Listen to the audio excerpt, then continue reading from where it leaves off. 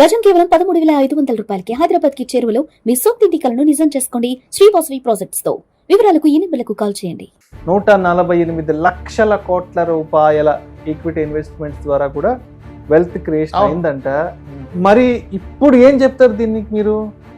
Create అయింది, ఎవరికి వెళ్ళింది? అది డిసిప్లిన్ ఇన్వెస్టర్స్కి వెళ్ళింది, ట్రేడర్స్కి వెళ్ళలేదు. ఇక్కడ కూడా మ్యూచువల్ ఫండ్స్ ఆ లాస్ లేదు కదా. ఇప్పుడు మీరు చెప్పిన రిటర్న్ అంతా పేషెన్స్గా లాంగ్ టర్మ్ ఉన్న వాళ్ళకే మనీ క్రియేట్ అవుతుంది సార్.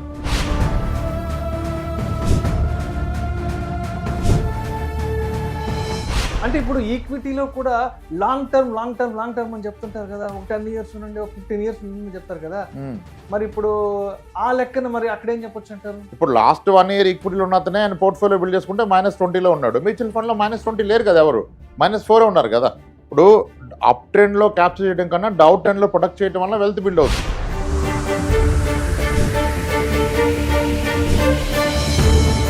మరి 2026లో కనుక పెద్ద ఆర్థిక సంక్షోభం వచ్చి మార్కెట్లో క్రాష్ అయితే అప్పుడు మ్యూచువల్ ఫండ్స్ ఉంటాయా, గల్లంత అయిపోతాయా? ఈ ప్రెడిక్ట్ చేసే వాళ్ళు చేస్తూనే ఉన్నారు. మార్కెట్ దాని పైన చేస్తూనే పోయింది. ఇప్పుడు ఏమంటారు 2026 is going to be another 2008 అని చెప్తున్నారు. ఇప్పుడు సింపుల్ లాజిక్ ఆలోచించండి, మీరు కాసేపు ఎమోషన్ పక్కన పెట్టండి. ఓకే, ఇప్పుడు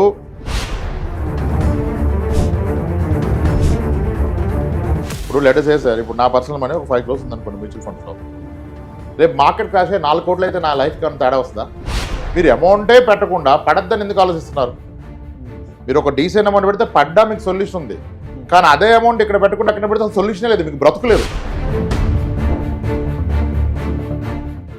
మ్యూచువల్ ఫండ్లో మీకు ఉండే loss partial loss and temporary loss. అంటే మీ 100 రూపాయలు 0 అవ్వదు, 80 రూపాయలు అవ్వచ్చు, 70 అవ్వచ్చు. కానీ ఆ 70 రూపాయలు ఎన్ని రోజులు? కొన్ని రోజులే.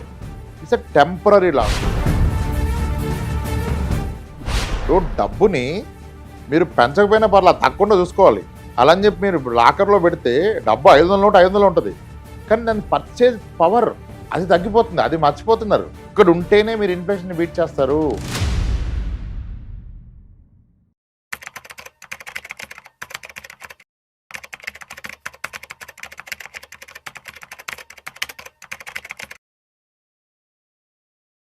నమస్తే, వెల్కమ్ టు విష్ణు టాక్స్. నేను విష్ణు. ప్రస్తుతం నాతో పాటు సర్టిఫైడ్ ఫైనాన్షియల్ ప్లానర్ అండ్ పైసల ముచ్చట్లు మనీ మంత్రదండం పుస్తక రచయిత ఎం రాంప్రసాద్ గారు ఉన్నారు. సార్తో మాట్లాడదాం. సార్ రాంప్రసాద్ గారు నమస్తే. సార్ నమస్తే అండి, వెల్కమ్ టు విష్ణు టాక్స్. చెప్పండి సార్. సార్ రాంప్రసాద్ గారు, ఒకసారి మ్యూచువల్ ఫండ్స్ గురించి కాస్త డీటెయిల్డ్ గా కొన్ని బిక్టర్ ఫ్యాక్ట్స్ మాట్లాడుకుందాం, ఇప్పుడు ఉన్నటువంటి మార్కెట్ సినారియోని దృష్టిలో ఉంచుకొని. ఫ్యాక్ట్స్ మాట్లాడదాం, బెటర్ ఉందో లేదో తర్వాత చెప్పాలి. ముందు ఫ్యాక్ట్స్ మాట్లాడుకుందాం. ఇప్పుడు లాస్ట్ వీక్ అంతా కూడా markets all time high performance వచ్చాయి. నిఫ్టీ 50 26,000 క్రాస్ అయింది. సరే, అక్కడ దాకా బాగానే ఉంది కదా. మరి మ్యూచువల్ ఫండ్స్ రిటర్న్స్ సంగతి ఏంటి? మిడ్ క్యాప్ ఎలా ఉంది, ఫ్లెక్సీ క్యాప్ ఎలా ఉంది, మల్టీ క్యాప్ ఎలా ఉంది? ఎక్కడైనా పొరపాటున పాజిటివ్ రిటర్న్స్ వచ్చినట్టు కనిపించిందా మీకు? నిఫ్టీ 50 ఆడుతున్నారు మీరు. మార్కెట్ అంటే నిఫ్టీ 50 కాదు కదా. నిఫ్టీ 500 మాడదాం, రియాలిటీ బయటకు వస్తుంది. నిఫ్టీ 500 గురించి ఎందుకంటే, but as a common man అందరూ నిఫ్టీ 50 గురించి మాట్లాడుకుంటారు, అందరికి అది అర్థం అవుతుంది కాబట్టి అడుగుతున్నాను. కాదు, ఇప్పుడు నిఫ్టీ 50 మాట్లాడితే మీరు multi caps, flexi cap, mid cap మాట్లాడితే మళ్ళీ నిఫ్టీ 500కి వెళ్ళిపోయాం కదా. మీకు నిఫ్టీ 500 స్టాక్స్ లో లాస్ట్ 1 year లో 424 stocks are at -6% return. 424 stocks. 80% fall అయిన స్టాక్స్ ఉన్నాయి, 60% ఫాల్ అయిన స్టాక్స్ ఉన్నాయి. 300 stocks are down by -10%. 200 stocks, almost 230 stocks are down by -20. 100 stocks are down by -30. 60% fall అయిన స్టాక్స్ ఉన్నాయి, 6-7 స్టాక్స్. 50% 30 స్టాక్స్ డౌన్ అయినాయి out of Nifty 500. మరి mid క్యాప్లు, flexi క్యాప్లు, multi క్యాప్లు ఎంత down అయినాయి? వరస్ట్ పర్ఫార్మ్ మిడ్ క్యాప్ ఎంత ఇచ్చింది? Barring the ఒక చెత్త ఫండ్ వదిలేస్తే -7, -5. ఫ్లెక్సీ క్యాప్లు ఎక్కడ ఉన్నాయి? ప్లస్ ఉన్నాయి, మైనస్ ఉన్నాయి. -3, +2 మధ్యలో ఉన్నాయి. -4, +4 మధ్యలో ఉన్నాయి. ఇప్పుడు స్టాక్స్లో ఇన్వెస్ట్ చేసిన ఎవరు ఉన్నారు -3లో? ఇప్పుడు ఏళ్ల తరబడి ఎక్స్పీరియన్స్ ఉండి ఇంకేం మాట్లాడతాం కదా, అవన్నీ ఉన్నోళ్ళు ఎవరైనా పాజిటివ్ ఉన్నారు ఈరోజు? మ్యూచువల్ ఫండ్లు ఎక్కడ ఉంది మీకు? మీ క్యాపిటల్ స్టిల్ ప్రొటెక్టెడ్, -3 ఉంది. మరి 17%, 14% మల్టీ అసెట్ ఫండ్లు ఇచ్చాయి. ఇప్పుడు మ్యూచువల్ ఫండ్ అంటే మనం క్లియర్గా చెప్పాం కదా. ఏం చెప్పాం మ్యూచువల్ ఫండ్ అంటే? మనం మీ 6 years అండ్ అబోవ్ ఉండగలిగితేనే ఈక్విటీ మ్యూచువల్ ఫండ్. 3-4 years అయితే మల్టీ అసెట్ ఫండ్స్, హైబ్రిడ్ ఫండ్స్లో తీసుకోండి. Multi asset, balanced advantage, aggressive hybrid equity అటువంటి ఫండ్స్ తీసుకొని చెప్పాం కదా. ఇప్పుడు మరి మల్టీ అసెట్లు ఇప్పటికీ ఉన్నాయి. There are many funds 10%, 12%, 14%, 15%, 17% last 1 year return. Market ఏమీ లేదు, ఇవి ఇచ్చే కదా సార్. మీరు నిఫ్టీ 500తో కంపేర్ చేయండి, లేదంటే ఎనీ స్టాక్ మార్కెట్ ఇన్వెస్టర్తో కంపేర్ చేయండి. ఎవరు డబ్బులు తెచ్చారు చెప్పండి. మీకు ఏం డౌన్ ఉన్నది? నేను ఎన్నిసార్లు చెప్పాను, మ్యూచువల్ ఫండ్లో పెడితే your capital is going to be down by -30 చెప్పాను.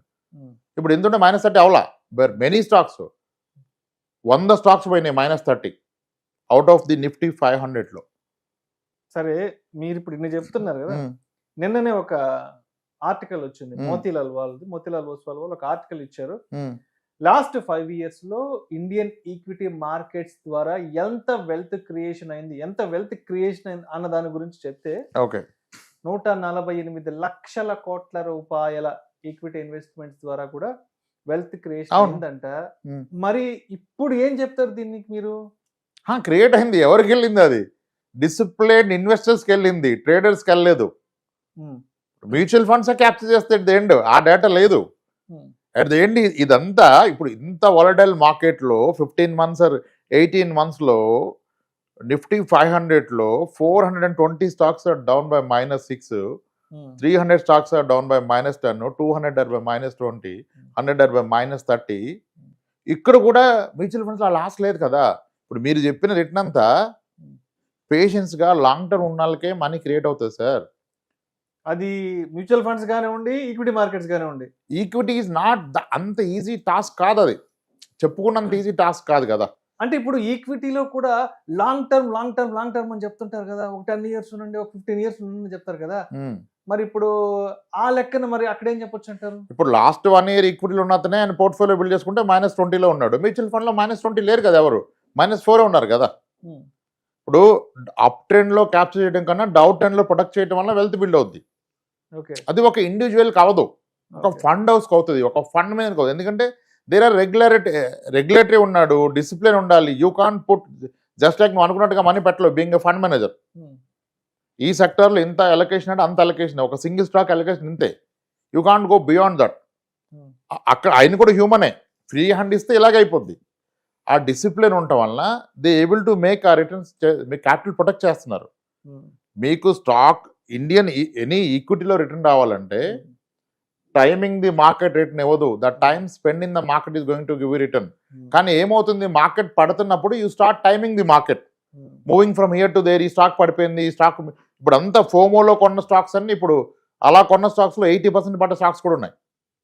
అంటే ఇదేదో అయిపోద్ది ఈ కంపెనీలు ఇంకా మీరు కొనాలని చెప్పారు, అలా పోయినాయి. సో మ్యూచువల్ ఫండ్లో మీ బయాస్ ఉండదు కదా.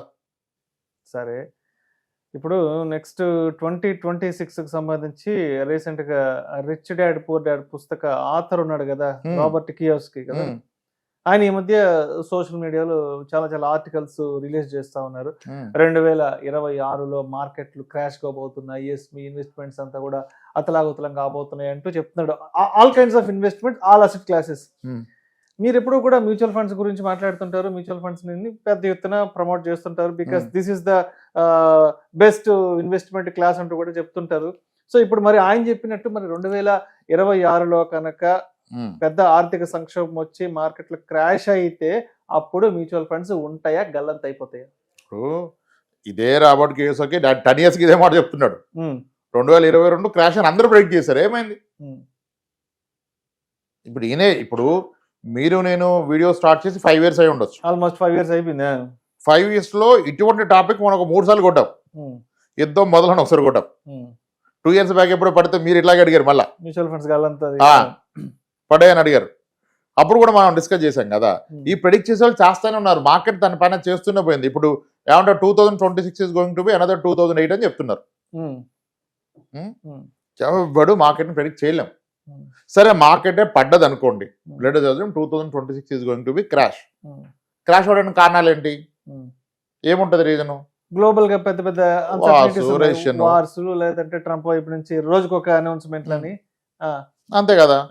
అప్పుడు ఇది పడ్డది అనుకోండి, మార్కెట్ ఒక 40% క్రాష్ అయింది కదా. మ్యూచువల్ ఫండ్ ఎంత క్రాష్ అయింది? 20 క్రాష్ అయింది, 25 క్రాష్ అయింది. అంటే మీరు 1 crore పెడితే మీ డబ్బులు 75 lakhs అవుద్ది. మరి ఇదే టైంలో అదర్ అసెట్స్ ఏమవుతాయి? రియల్ ఎస్టేట్ ఎంత క్రాష్ అయింది అప్పుడు? అదే అంత రీషన్ వస్తే రియల్ ఎస్టేట్ బయ్యర్ ఉండడు, మరి అక్కడ ₹1 సున్నా అయిపోతుంది కదా.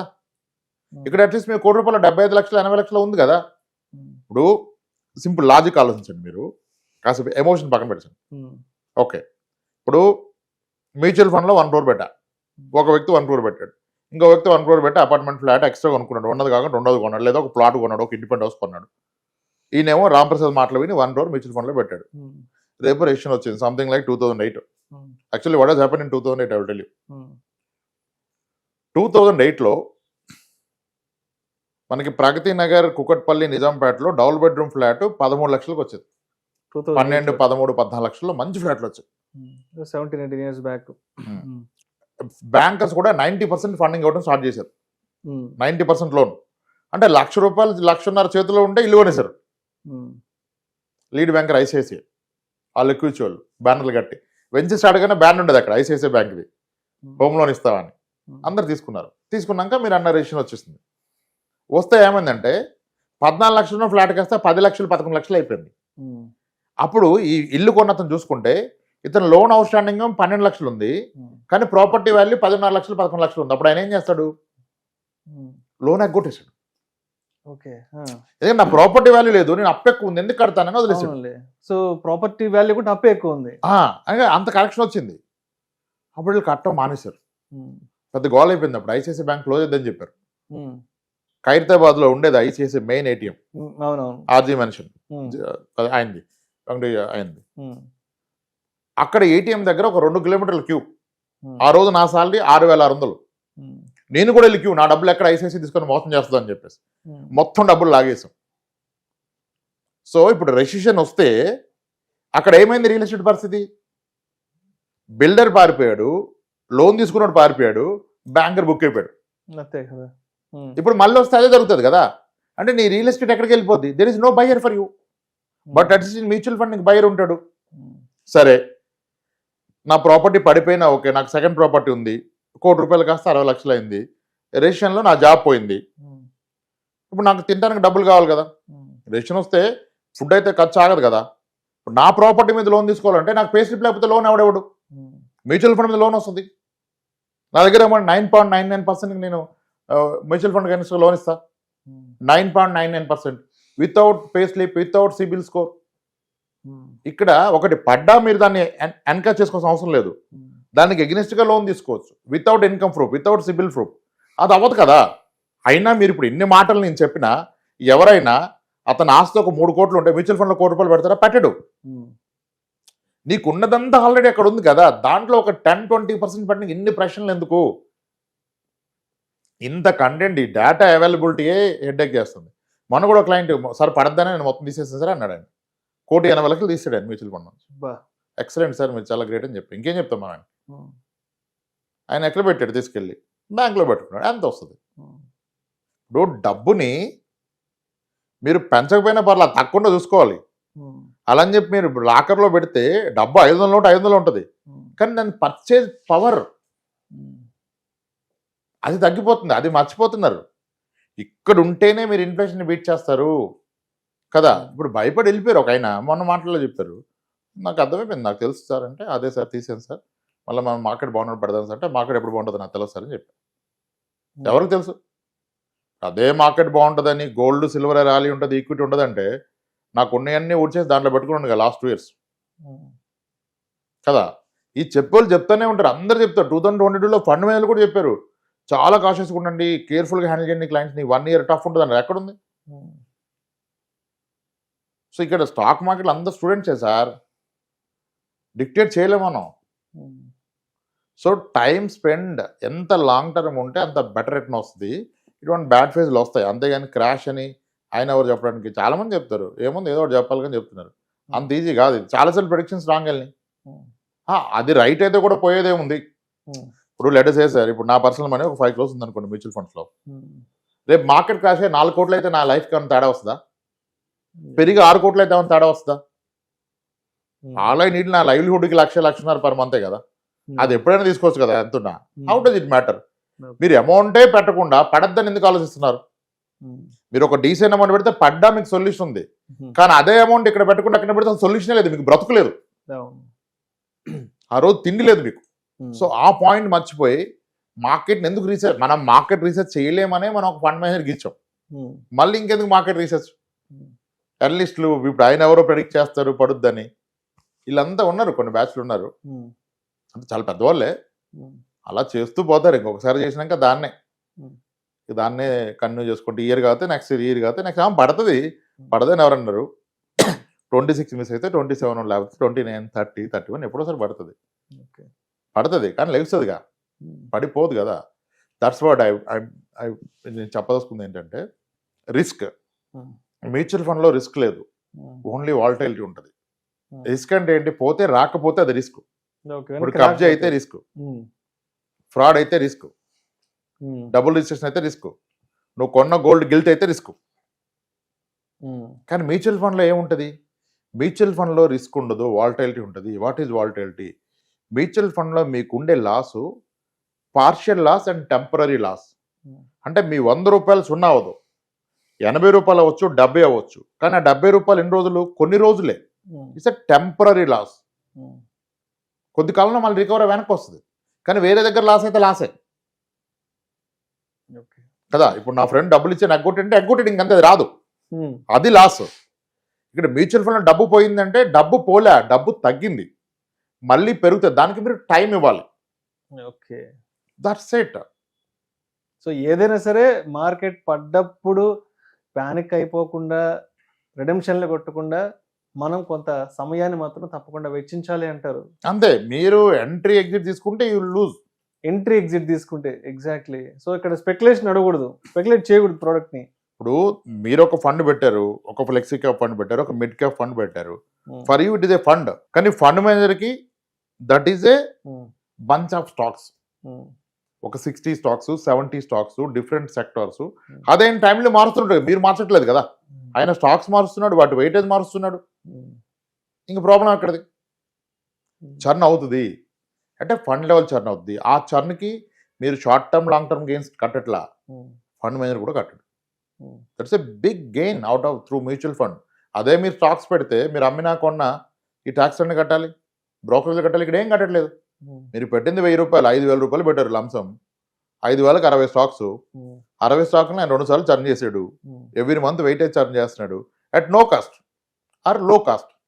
రైట్. ఇప్పుడు మీరు పోర్ట్ఫోలియో రీబ్యాలెన్సింగ్ అండ్ చర్నింగ్ గురించి చెప్పారు కదా. సో ఇప్పుడు మార్కెట్ బాగా వాలటాలిటీలో ఉన్నప్పుడు, లేదంటే ఒక బ్యారిష్ మార్కెట్లో ఉన్నప్పుడు మన ఫండ్స్కి సంబంధించి రీబ్యాలెన్స్, చర్నింగ్ అనేది మన వైపు నుంచి, అంటే ఇండివిజువల్గా నేను ఒక త్రూ అడ్వైజర్ ద్వారా కాకుండానో నేను అది చేసుకోవడానికి నాకు పాసిబిలిటీ ఉంటుందా? చాలా మందికి ఉన్న డౌట్ ఇది. ఎందుకంటే సరే అడ్వైజర్ దగ్గరికి వెళ్తే ఆయన ఏదో చేసి చెప్తాడు, బట్ ఇదే మార్కెట్ ప్యానిక్లో ఉన్నప్పుడు నేను పోర్ట్ఫోలియో చర్నింగ్, రీబ్యాలెన్సింగ్ చేసుకోగలను. ప్యానిక్ ఉన్నప్పుడు చేసిన అవసరం లేదు సార్. మార్కెట్ ఎనీవే ప్యానిక్, ఆడికి పారిపోలేరు కదా. At the fund level fund manage చేస్తున్నాడు కదా, మళ్ళీ మీరు ఎందుకు చేయటం? మీరు డైరెక్ట్ ఫండ్ పెట్టినా ఓకే, అంటే అదే డైరెక్ట్గా పెట్టుకున్నా ఓకే, ఫండ్ మేనేజ్ వర్క్ చేస్తున్నాడు కదా మీ గురించి. మీరు గుడ్ ఫండ్. ఇప్పుడు లాస్ట్ ఇయర్ ఏదైతే top mid cap fund last 5 yearsగా ఈ రోజు కూడా 20-22% క్యాగర్ ఉన్న ఫండ్ లాస్ట్ 1 yearగా బ్యాడ్ ఫండ్ అయింది. ఆ ఫండ్ మేము ఇచ్చాం క్లయింట్స్కి. లుకింగ్ అంటే అంతకు ముందు 3-4 years డేటా, 1 year డేటా కాదు. లాస్ట్ 1 yearగా నెగిటివ్ రేట్ని ఇచ్చింది, బాటమ్ ఫండ్ అయిపోయింది. డస్ ఇట్ మీన్ ఆ ఫండ్ బ్యాడా? కాదు. We're talking to that fund house. Reasons ఉన్నాయి, కాన్సన్ట్రేటెడ్ ఏదో అయింది, వాళ్ళు ఏదో మెజర్స్ తీసుకున్నారు, అవుతుంది. కానీ అయినా ఎంత అయింది? ఒక 7% డౌన్ అయింది, 8% డౌన్ అయింది. అదే నేను స్టాక్స్ కొంటే ఎంత డౌన్ అయ్యేది కదా. అంత ప్యానిక్ అయిపోయి అంత ఏం లేదు సార్ ఇక్కడ. పోర్ట్ఫోలియో చర్ను, వాలటైల్ ఏం చేయాలి అంత సినిమా ఏం లేదు. సింపుల్, వన్ టైం పెట్టేసి మీ పని మీరు చూసుకోవచ్చు. అంత రిస్క్ మ్యూచువల్ ఫండ్స్లో ఉండదు నిజానికి. రైట్. సో రాంప్రసాద్ గారు, మరి కన్క్లూజన్ గా ఏం మాట్లాడుకుందాం అంటే, ఎలా కన్క్లూడ్ చేద్దాం అంటే, సో ఇప్పటి వరకు మ్యూచువల్ ఫండ్స్ కి సంబంధించి చేసిన మిస్టేక్స్ మన వైపు నుంచి ఏవైనా ఉంటే వాటిని ఎలా సార్ట్ అవుట్ చేసుకొని 2026 కొత్త సంవత్సరం నుంచి ఎలా ముందుకెళ్లాలని చెప్తారు. అండ్ కొత్తగా బిగినర్ లెవెల్లో మ్యూచువల్ ఫండ్ ఇన్వెస్ట్మెంట్స్ చేసుకోవాలి, కొత్త సంవత్సరంలో ఏదైనా ఒక అసెట్ క్లాసు, ఒక ఇన్వెస్ట్మెంట్ ని మా రెజల్యూషన్ గా పెట్టుకోవాలి అనుకున్న వాళ్ళకి మీరేం చెప్తారు? మ్యూచువల్ ఫండ్లో పెట్టిన వాళ్ళు తీసుకోవాల్సింది ఏమీ లేదు. మీరు పెట్టారు, దాన్ని మర్చిపోండి. మీరు చేయాల్సింది మీరు పెడితే ఏ ఫండ్ అయినా కానీ, బీ డైరెక్టర్ రెగ్యులర్, ఓకే. కొత్తగా వచ్చిన వాళ్ళు పెడితే మీరు ఇన్వెస్ట్ చేసేది ఒక 7 years 8 years కానీ గుర్తుపెట్టుకోండి. 2026లో ఇన్వెస్ట్ చేస్తే మీరు 2035 చేస్తున్నారు. 2028కి 29కి ఏమైందని అయితే చేయకండి. Okay, it is for long term. అలా అని చెప్పి ఈ లోపు నాకు ఇబ్బంది వస్తే హ్యాపీ డబ్బులు తీసుకోండి. ఇప్పుడు మన డబ్బు మన కోసం, మన డబ్బు కోసం కాదు పనిచేస్తుంది. నాకు జెన్యున్ రిక్వైర్మెంట్ వచ్చింది, అది 10% అప్ ఉన్నా 20% డౌన్ ఉన్నా నేను తీసుకోవటమే కదా. But initial objective should be clear, long term. But short టర్మ్లో ప్రాబ్లమ్ వస్తే విల్ టేక్. దానికి మీకు హండ్రెడ్స్ ఆఫ్ సొల్యూషన్స్ ఉన్నాయి కదా. లోన్ తీసుకోవచ్చు అన్నాం, పార్షియల్ రిడెంప్షన్ కదా. ఇన్వెస్ట్మెంట్ పెట్టిన ఎస్ఐపి ఎప్పుడైనా దాన్ని మీరు ఒక 10,000 20,000 స్టార్ట్ చేస్తే దాన్ని డబ్బు ఉంటే పెంచండి, డబ్బు తగ్గితే తగ్గించండి, ఇబ్బందిగా ఉంటే కొన్ని రోజులు ఆపండి. ఎక్కడైనా మీకు లేట్ పేమెంట్ వేస్తాడా? మీరు ఎందుకు 5 years కట్టమని అడుగుతాడు? యూలిప్ పాలసీ లాగా 5 years కదా, సెకండ్ ఇయర్ కట్టకపోతే లేట్ పేమెంట్ అన్నాడా? ఇంకా ప్రాబ్లం ఎక్కడ ఉంది? ప్రాబ్లం లేదు కదా. మరి ఇంక దీనికి ఏముంది? మీరు ఫస్ట్ ఇన్వెస్ట్ చేయకపోవడం తప్పు, చేస్తే ఇంకా వరీ లేదు, వదిలేయండి దాన్ని. కొన్నాళ్ళు వదిలేయండి. ఇన్వెస్ట్ చేస్తే గివ్ ఇట్ టైం, అంతే, సెటిల్ అయిపోద్ది. ఇట్లా అయినప్పుడు కాస్త మార్కెట్ పడ్డప్పుడు, ఏదో న్యూస్ వచ్చినప్పుడు, ఇప్పుడు ఎన్నిసార్లు అనలిస్టులు చెప్తూ ఉంటారుగా, ఈ ఫ్రైడే చెప్తారు Monday is going to be this negative, next Monday positive ఉంటుంది, మళ్ళీ ఈవినింగ్ చెప్తారు రీజన్ ఇట్లా యుఎస్ నుంచి న్యూస్ వచ్చింది, ఫెడ్ కాల్ తీసుకుంది, ఈ రివిజన్ అయింది ఆర్బీ. ఇంక నువ్వు ఎందుకు రోజు చెప్తున్నా? You not invested for day, మరి డైలీ ఎందుకు రివ్యూ చేస్తున్నావు అంట నేను. ఆ పని అంతా ఫండ్ హౌస్ చేస్తారు, ఎక్స్పర్ట్ చేస్తారు, రీసెర్చ్ చేస్తారు. They by research data, all comes at some 2% annual expenses రేషియోలో వచ్చేస్తుంది కదా. దానికి ఎందుకంటే మన బుర్ర బద్దలు కొట్టుకోవటం? హ్యాపీగా పెట్టి పడుకోండి, మీ భార్య పిల్లలతో టైం స్పెండ్ చేయండి, క్వాలిటీ టైం స్పెండ్ చేయండి. అది వదిలేసి అసలు ఈ రివ్యూలు ఇవన్నీ అనవసరం సార్. మార్కెట్ ఏం చేస్తుంది మీకు సంబంధం లేదండి. మీరు పెట్టింది 10 yearsకి. ఇప్పుడు సుకన్య సమృద్ధి కడితే ఎన్ని ఇయర్స్ దాకా ఆగుతారు మీరు? పిల్లలకి 18 years ఏజ్ వచ్చే వరకు. ఒక పీపీఎఫ్ కడితే పబ్లిక్ ప్రొవిడెంట్ ఫండ్, అది ఆగుతారు. మరి ఇక్కడ ఎందుకు ఆగరు? సుకన్య సమృద్ధి 18 years ఆగితే నీకు 8.2% ఇచ్చినప్పుడు ఒక మ్యూచువల్ ఫండ్ 8.2 ఇవ్వదా? అంతకంటే ఎక్కువే. అది ఎక్స్పీరియన్స్ కదా. మరి నువ్వు ఆగాలి కదా, నువ్వు ఎందుకు రియాక్ట్ అవుతున్నావు? ఇప్పుడు నా పెళ్ళికి గోల్డ్ కొంటే నేను ఎప్పుడు అమ్ముతాను గోల్డ్?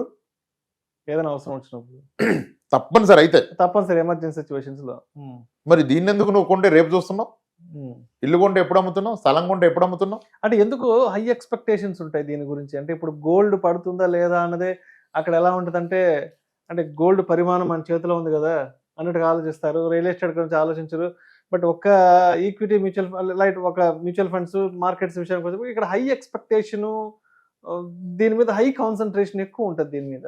అదే ఇప్పుడు లాట్ ఆఫ్ ఇన్ఫర్మేషన్ అవైలబిలిటీ ఎక్కువ అయిపోతాయి అంటే. ఒకప్పుడు ఇన్ఫర్మేషన్ లేక ప్రాబ్లం, ఇప్పుడు ఇన్ఫర్మేషన్ ఎక్కువ ప్రాబ్లం వచ్చేస్తుంది అంత.